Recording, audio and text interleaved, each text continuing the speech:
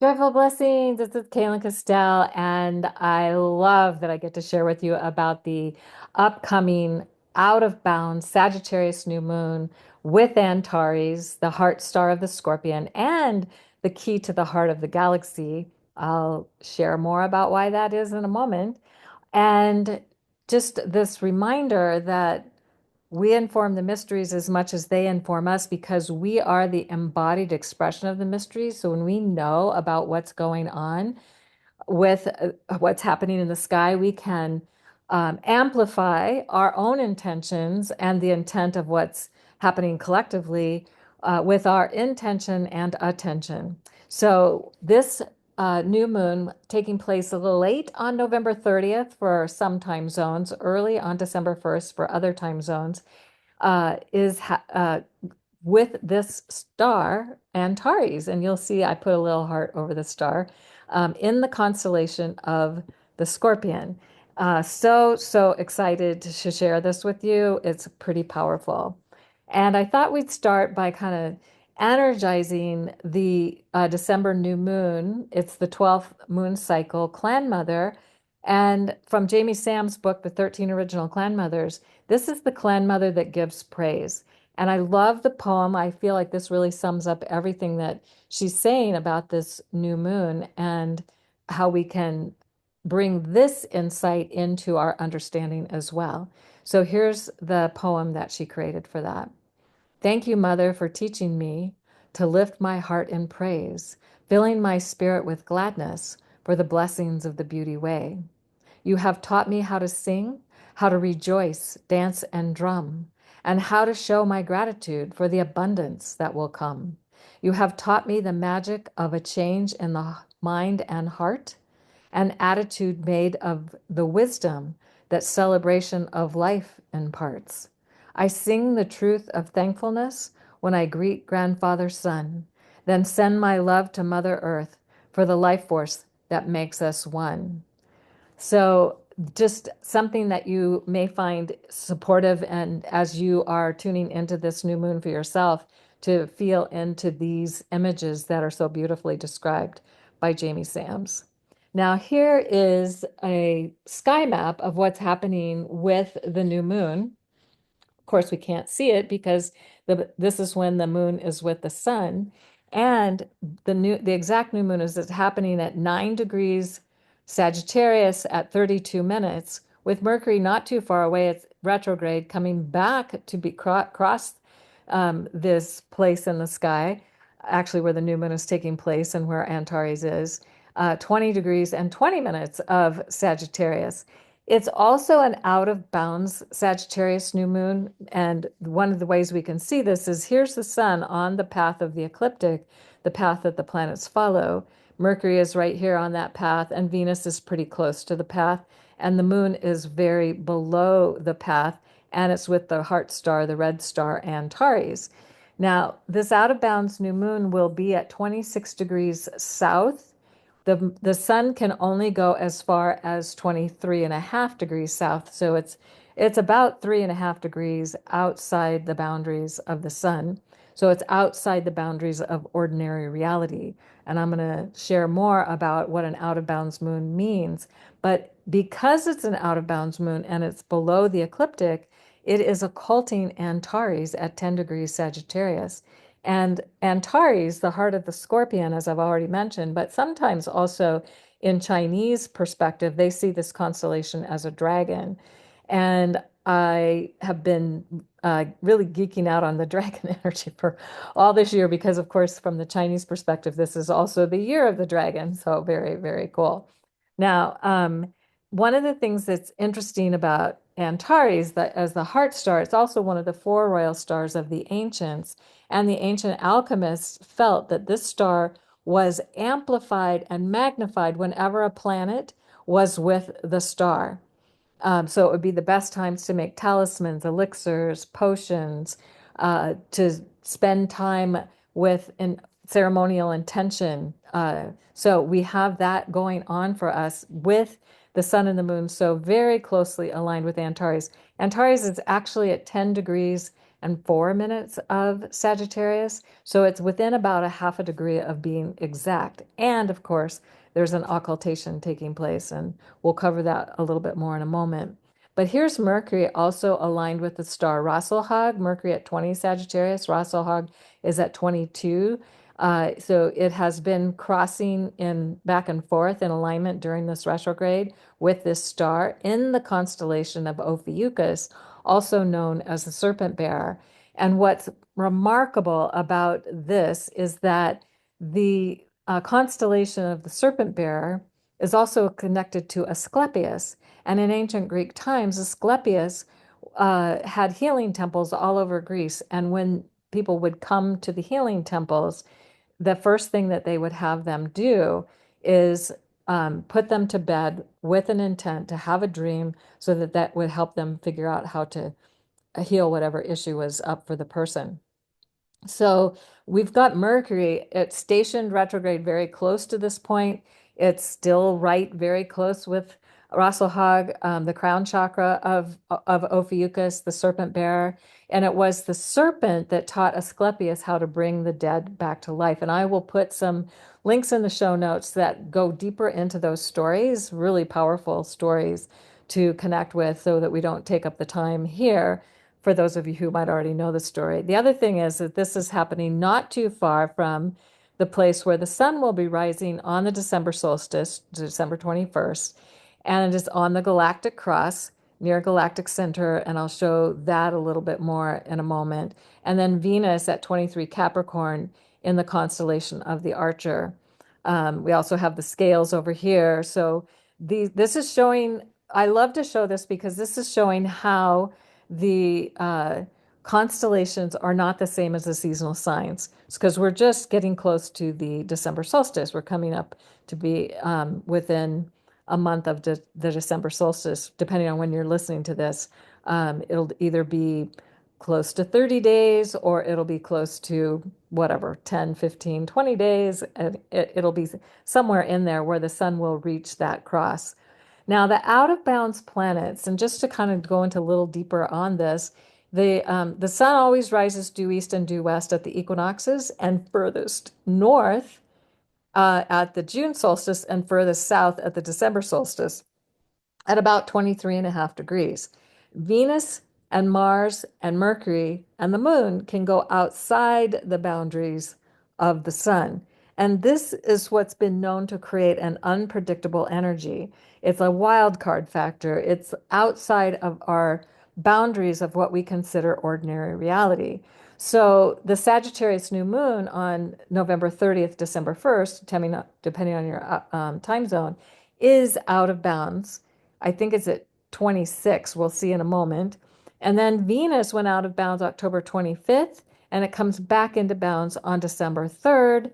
Mercury went out of bounds on November 6th, comes back into bounds November 30th. This is being recorded before November 30th. Mars goes out of bounds on December 30th and comes back into bounds on April 6th, and that's due to its retrogrades. It's like extended out of bounds time, and I'm hoping I'll get to do a video on that before the end of the year. So now the out of bounds, what happens is this, if you create a stone circle or you put markers on the horizon line, the sun will never rise further north or further south of these markers. This is where you will always see the sunrise at certain times of the year. However, the moon and Venus and other planets can go out past those boundaries and will go out to the extremes about every 19 years due to, because it's reaching its maximum declination. And so you're seeing how that's happening here.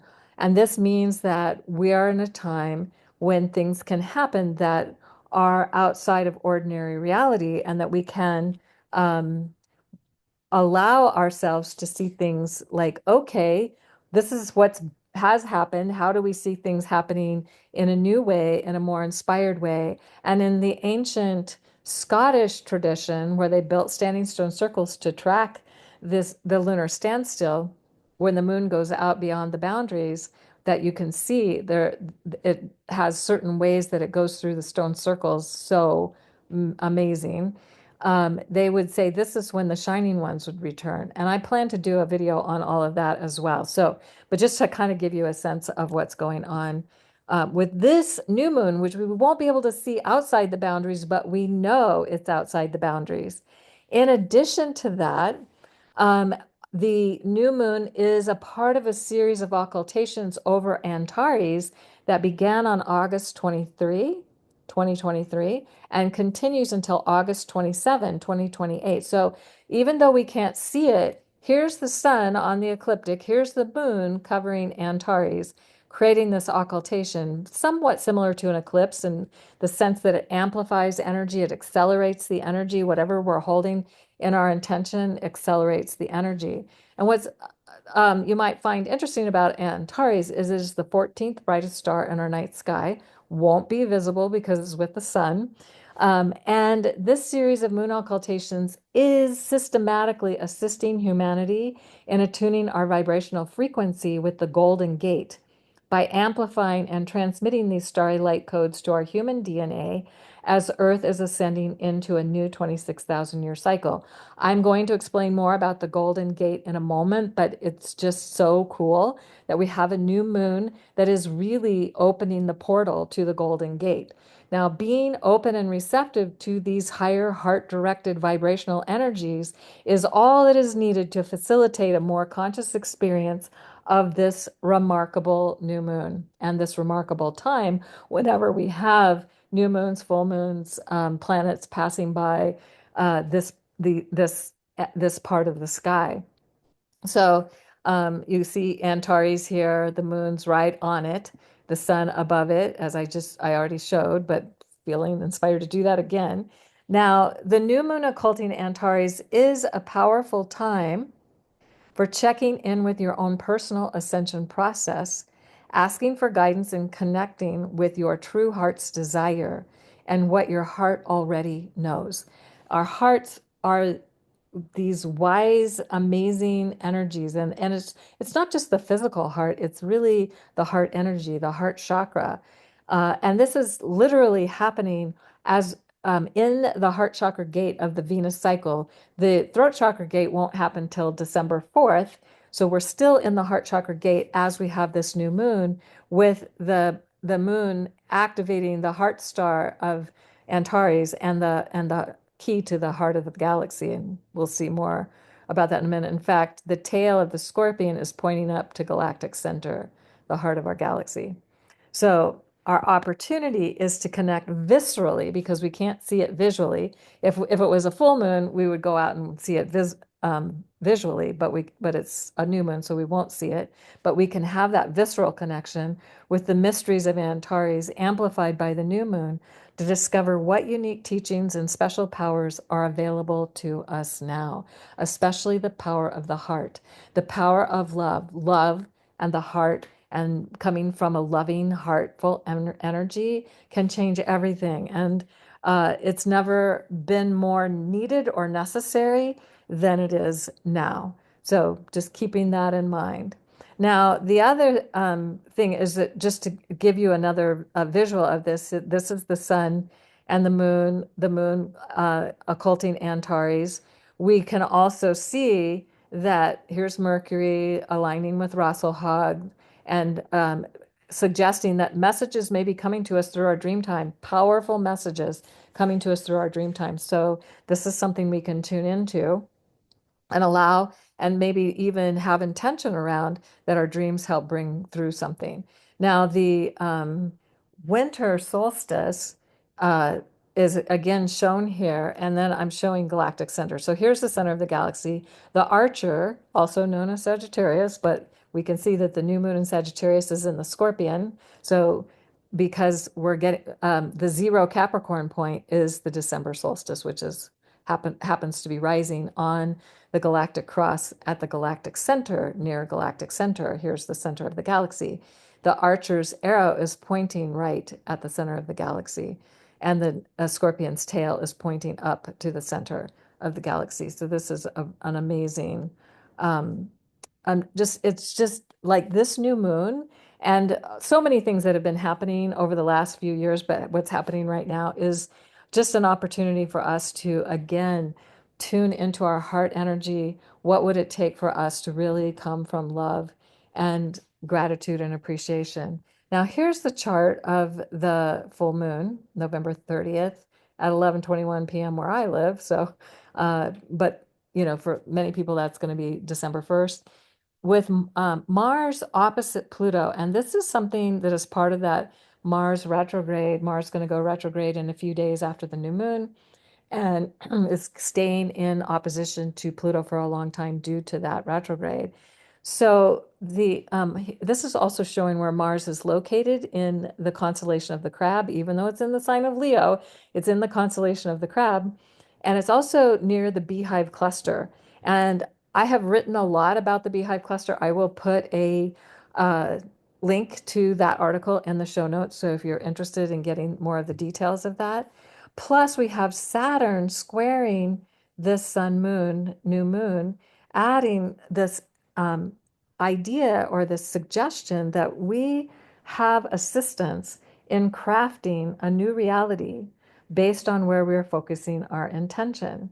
Neptune square Mercury suggests a possibility for messages, because it's squaring Mercury, for messages coming from a deep, profound inner knowing that is beyond logic and reason.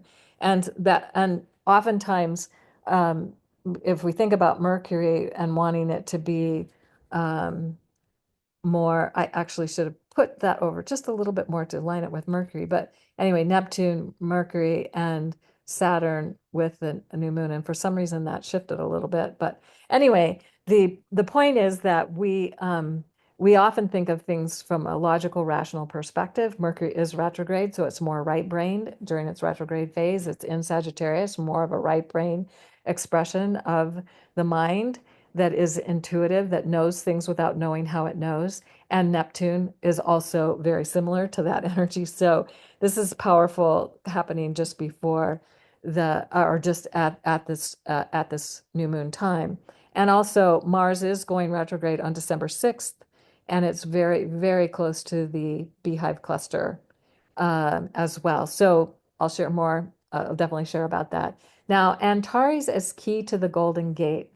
Um, this is the aspect, because it's so close to the galactic center, that the ancient Egyptians and many other ancient cultures really, but the ancient Egyptians who passed their knowledge to the Greeks believed that souls reside in the Milky Way between incarnations, the celestial highway, the river of stars, whatever you want to call that Milky Way band.